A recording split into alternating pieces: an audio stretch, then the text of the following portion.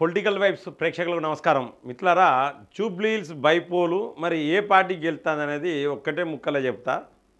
Rachakonda CP Sudheer Babu sir దెబ్బకు కాంగ్రెస్ పని ఖతమైపోయినట్టే. ఇందులో నో డౌట్. ఇక అంటే ప్రతి ఎలక్షన్కి ఏదో ఒకటి ఉంటుంది. ఈ ఎలక్షన్కు స్పెషల్ ఏంటంటే రాచకొండ సిపి, అందులో నో డౌట్. సో మరి ఏంటిది ఆ వార్త ఏంది, ఆ సర్వే కూడా అంటే మనం చేసిన సర్వే చెప్దాం. సో చిన్న విశ్లేషణ, ఈ సర్వే మీరు చూసే ముందు మరి రాచకొండ సిపికి ఆ జూబ్లీహిల్స్ ఎలక్షన్స్కు సంబంధం ఏంది అనేది తెలుసుకునే ముందు ప్రతి ఒక్కరి యొక్క వీడియోని లైక్ చేయండి, మీ యొక్క అభిప్రాయాన్ని కామెంట్ బాక్స్లో రాయండి, సబ్స్క్రైబ్ చేయండి, వాళ్ళు మన ఛానల్ని సబ్స్క్రైబ్ చేయండి. అయితే మిత్రులారా, ముఖ్యంగా ఏంటంటే జూబ్లీహిల్స్లో 3 ప్రధానమైన పార్టీల మధ్యలో పోటీ ఉంటుంది. 3 ప్రధానమైన పార్టీలు అంటే 3. ఒకప్పుడు 4 అని ఉండేది, ఎంఐఎం అని ఉండేది. కానీ ఇప్పుడు ఎంఐఎంకు అంత సినిమా లేదు. సో కాబట్టి 3 ప్రధానమైన పార్టీలు ఏంటంటే, నెంబర్ 1 నేను కాంగ్రెస్ పేరు రాస్తాను, ఎందుకంటే ఇప్పుడు అధికార పార్టీ. నెంబర్ 2 ఏంటంటే బీఆర్ఎస్, దీనికంటే ముందు అధికారంలో ఉన్న పార్టీ. నెంబర్ 3 ఏంటంటే బీజేపీ, ఇప్పటివరకు అధికారంలోకి రాని పార్టీ. సో 3 పార్టీల మధ్యలో ఉన్నాయి. సో కాంగ్రెస్ నుంచి వెళ్ళి మనం చెప్పినట్టుగానే నవీన్ యాదవ్కు టికెట్ వచ్చింది, అందులో నో డౌట్. సో టఫ్ క్యాండిడేట్కు, గట్టి క్యాండిడేట్కే ఇచ్చారు, అందులో నో డౌట్. తర్వాత మనం చెప్పినట్టుగానే సునీతకి వచ్చింది, ఎవరు మాగంటి సునీతకి వచ్చింది. తర్వాత బీజేపీ క్యాండిడేట్ పేరు లంకల దీపక్ రెడ్డికి వచ్చింది. ఎందుకంటే ఇక ఎందుకు వచ్చింది అనేది ఎప్పటికి చెప్పుకుంటే కూడా నాకు కూడా ఇజ్జత్ తక్కువ బతికే, కానీ నాది కూడా ఎప్పటికి చెప్పకూడదు. సో ఈ ముగ్గురి మధ్యలో ఉన్నది. ఇందులో ముఖ్యంగా ఏంటంటే సర్వే ఈసారి చేసిన జనరల్ సర్వేలో ఏంటంటే మైనార్టీల ఓట్లు అనేవి కీలకమైంది. మైనార్టీల ఓట్లు, నెక్స్ట్ హిందువుల ఓట్లు అనేవి కీలకం. హిందువుల ఓట్లు కీలకం అండ్ మైనార్టీల ఓట్లు కీలకం మిత్రులారా. సో ముఖ్యంగా మైనార్టీల ఓట్లకు సంబంధించి ముస్లిం సామాజిక వర్గానికి సంబంధించి ప్రతి ఒక్కరిని వాళ్ళను ఆ ముస్లిమ్స్ సంబంధించి మరి మీ ఓటు ఎటు అని చెప్పేసి సర్వే చేసినప్పుడు ప్రతి 100 మందిలో 60% అంటే 60 మంది బీఆర్ఎస్కు ఓటు అన్నారు మిత్రులారా. ఇక వీళ్ళు ఎట్టి పరిస్థితుల్లో బీజేపీకి వేసేవాళ్ళు చాలా తక్కువ, 1%, 2% ఓట్లు మాత్రమే బీజేపీకి పడతాయి. దీనిలోకి వెళ్ళి మిగతా అన్నీ కాంగ్రెస్కి అడ్డుపడాలి. సో మరి ఎంఐఎం కాంగ్రెస్కు మద్దతు చెప్పింది. ఎంఐఎం కాంగ్రెస్కు మద్దతు తెలిపింది ఇండైరెక్ట్గా. కాంగ్రెస్కు మద్దతు తెలపడంతోనే దెబ్బకు ఈ హిందువుల ఓట్లన్నీ కూడా బీఆర్ఎస్కు బీజేపీకి షిఫ్ట్ అవుతాయి. సో బీజేపీ క్యాండిడేటు నార్మల్ క్యాండిడేట్కి ఇచ్చారు కాబట్టి కొంచెం తక్కువ షిఫ్ట్ అయ్యే అవకాశాలు. కాబట్టి ఈ హిందువుల ఓట్లు మొత్తం కూడా ఇటు ఎంఐఎం దెబ్బకు పీకినట్టే దాదాపు హిందువుల ఓట్లు. ఇక పోతే రెండో విషయం ఏంటంటే బీసీల ఓట్లు. బీసీలకు మామూలు అన్యాయం చేయలేదు రేవంత్ రెడ్డి. బీసీలకు మంత్రివర్గంలో బీసీలు తక్కువనే, టికెట్లు ఎమ్మెల్యేల టికెట్లు బీసీలకు తక్కువనే ఇచ్చిండు. అఖేర్ రాందోడి జీవో తీసి ఇదే ఇక బోర్గా రిజర్వేషన్స్ వచ్చినాయని అబద్ధం ఆడిండు. దీనిపైన తెలంగాణ సమాజం మొత్తం కూడా, బీసీ సమాజం మొత్తం కూడా కోపంతో ఉన్నది.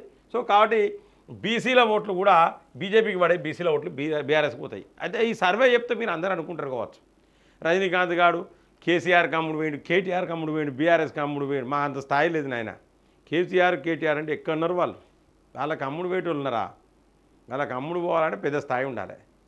వాస్తవం చెప్తాను మిత్రులారా, ఏది ఏమైనా రాజకీయాలకు అతీతంగా కరెక్ట్ సర్వే చెప్పాలి, కరెక్ట్ విశ్లేషణ చెప్పాలనేది నేను డిసైడ్ అయిపోయినా. ఆడ బీజేపీ గెలుస్తలేదు, అందులో నో డౌట్. కాబట్టి ఇక బీజేపీ గురించి మాట్లాడు వేస్ట్. పోతే ఏంటంటే బీసీల ఓట్లు బీఆర్ఎస్కే షిఫ్ట్ అవుతున్నాయి. ఇక్కడ కారణం ఏంటంటే బీసీలకు తీరని అన్యాయం, చాలా పెద్ద అన్యాయం చేసిండు రేవంత్ రెడ్డి, అందులో నో డౌట్. అయితే బీసీల ఓట్లు అడ్డుపోతూ ఉన్నాయి.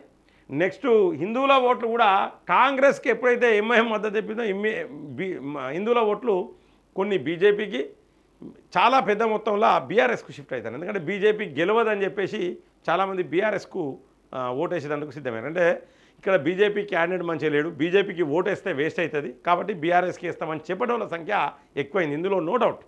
సో బీజేపీ ఎట్లయినా ప్రత్యామ్నాయమే. నెక్స్ట్ బీజేపీ వస్తుంది, నేను చెప్పిన అంతకుముందు వీడియోలో చెప్పిన నెక్స్ట్ వచ్చే ప్రభుత్వం భారతీయ జనతా పార్టీ ప్రభుత్వమే. ఏ విధంగా వస్తుందంటే అది ఈ పాత ఇనుప సామాను, తుప్పు పట్టిన సామాను తీసిపడితే మొత్తం ఖచ్చితంగా భారతీయ జనతా పార్టీ వస్తుంది. అది వేరే విషయం మిత్రులారా. సో ఇవి 2 విషయాలు. ఈ 2 విషయాలలో మైనార్టీల ఓట్లు, మైనార్టీలలో ముఖ్యంగా ముస్లింల ఓట్లు 60% ఓట్లు కూడా బీఆర్ఎస్కి వేస్తారు, బాపే కావాలని. ఇక పోతే కేటీఆర్, హరీష్ రావు బ్రహ్మాండమైన వర్క్ చేస్తారు అక్కడ. కేవలం మైనార్టీల మీదనే వర్క్ బాగా చేస్తారు అక్కడ. ముస్లిమ్స్ ఓట్లు కాంగ్రెస్కు పోవద్దంటే ఏం చేయాలి, వాళ్ళ ప్రాజెక్ట్ అదే. సో అదే ప్రాజెక్టు మీద కొన్ని చేరికలు కూడా పెట్టిండ్రు. కాంగ్రెస్ నుంచి వెళ్ళి బీఆర్ఎస్కు కొన్ని చేరికలు పెట్టిండ్రు. ఎంఐఎం నుంచి వెళ్ళి కొన్ని బీఆర్ఎస్కు చేరికలు పెట్టిండ్రు. సో అట్లా బీఆర్ఎస్కు ముస్లింల ఓట్లు వచ్చే అవకాశాలు అయితే ఎక్కువ కనబడతా ఉన్నాయి. ఇక పోతే ముఖ్యంగా ఏంటంటే మైనార్టీల ఓట్లే కీలకమైన మిట్లారు అక్కడ. అంటే వాళ్ళు ఎటు సైడ్ ఎత్తే అటు సైడ్. ఇది 60% ఓట్లు దగ్గర కాంగ్రెస్ను వదిలి బీఆర్ఎస్కు ఓట్లు ఎత్తానంటే ఆల్మోస్ట్ బీఆర్ఎస్ విన్నింగే. అంటే అక్కడ సునీత గెలిచే అవకాశాలే కనబడుతున్నాయి. ఇక పోతే బీసీల ఓట్లు, హిందువుల ఓట్లు కూడా బీజేపీ గెలవదనే ఉద్దేశంతో హిందువుల ఓట్లు బీఆర్ఎస్కు పోతూ ఉన్నాయి అక్కడ. ఇవన్నీ ఒకెత్తే అయితే మిట్లారా ఇలా సుధీర్ బాబు సార్ ఉన్నాడు, రాచకొండ సిపి సుధీర్ బాబు సారు. సునీనోరు అంట నేనైతే ఏమన్నా అనుకోని సార్ మా దగ్గర సిపి చేసిండు సారు. ఆయనకి ఏంటంటే కొంచెం రాజకీయాలంటే బాగా ఇష్టం. అప్పుడు బీఆర్ఎస్ ప్రభుత్వం ఉన్నప్పుడు బీఆర్ఎస్ కార్పొరేటర్ పోయినా కూడా మంచి విలువ ఇచ్చేది. నేను ఒక డైరీ ఇనాగ్రేషన్ పోయినా మిట్లారా ఆ రోజులలో. ఎప్పుడు వెనకట ఫస్ట్ సిపి వరంగల్కు ఫస్ట్ సిపి ఉండే. ఈ విషయం మీరు క్లియర్గా గుర్తుంచుకోవాలి. ఆయన దగ్గరికి డైరీ వెనుక కోదండరామ్ సార్ కూడా, నాకు కోదండరామ్ సార్ అంటే బాగా ఇష్టం ఉండే. ఎందుకంటే నేను కూడా జేఏసీలో పనిచేసిన, వ్యాపారస్తుల జాయింట్ యాక్షన్ కమిటీకి చైర్మన్ ఉన్నా. సో కోదండరామ్ సార్ అంటే వెనకది ఇంకొక ఫోటో వేసినందుకు ఇట్లు ఇసిరేసిండు నమ్మకం మీద. డైరీ 50 మంది ఉండే మా దోస్తులు. అంటే ఆయనను ఒక టెర్రరిస్ట్ లాగా తీవ్రవాదిలాగా చూసిండు. కాంగ్రెస్ వాడు పోయినట్లే చూసేది, బీజేపీ వాడు పోయినట్లే చూసేది, మా సొంటోళ్ళు మధ్య మా తటస్థం వాళ్ళు పోయినా కూడా అట్లే చూసేది. కేవలం బీఆర్ఎస్ వాళ్ళకు మాత్రమే ప్రిఫరెన్స్ ఇచ్చేది ఆ రోజులలో. ఇక ఇప్పుడు కాంగ్రెస్ పాట. ఎందుకంటే ఏ ప్రభుత్వంతో ఆ పాట పాడు సార్కి అలవాటు అయిపోయింది. అయితే పాట పాడుకొని మిత్తారా, పాట పాడుకొని కానీ ఆయన ఎంపీ కావాలనుకున్నాడు. ఆయనకు శ్రీమంతుడు సినిమా పాటలు వేసేది సిఐలు. ఆయనకు ఒక ప్రోగ్రాం పెట్టేది. ఆయన ఉన్నప్పుడు ఎక్కువ లా అండ్ ఆర్డర్ను చూడకపోయేది. ఎక్కువ ప్రోగ్రామ్సే సమాజ సేవ, ఆ సేవ, ఈ సేవ. పోలీసు వాళ్ళు ఎందుకండి సమాజ సేవకు? ప్రభుత్వం మంచిగా బంద్ చేయకపోతే మీరు సమాజ సేవ చేస్తానంటే ఈ ప్రభుత్వం ఒక దరిద్రపు కొట్టు ప్రభుత్వాన్ని మీరు అంగీకరించినట్టే. మీరు చేయాల్సింది ఏంది? పోలీసు వాళ్ళు చేయాల్సింది ఏంది? సమాజ సేవ మేము చేస్తాం. సమాజ సేవ చేసేటోళ్ళు చాలామంది ఉన్నారు. మీరు లా అండ్ ఆర్డర్ మెయింటైన్ చేస్తే క్రైమ్ రేట్ తగ్గించుకుంటే సరిపోతుంది. దొంగతనాలు, లంగతనాలు, మర్డర్లు, రేపులు జరగకుంటే చూసుకుంటే సరిపోతుంది. ఇక దరిద్ర కోటి కథ ఏమైందంటే ఆ రాచకొండ సిపిగా ఇలా సుధీర్ బాబు సార్ ఉన్నాడు. ఆయన ఉన్న దగ్గరనే ఆ మేడ్చేల్ పోచారంలో కాల్పులు జరిగినాయి. గోరక్షకుని మీద ప్రశాంత్ సోను సింగ్ అంటే ఆయన మీద కాల్పులు జరిగినాయి.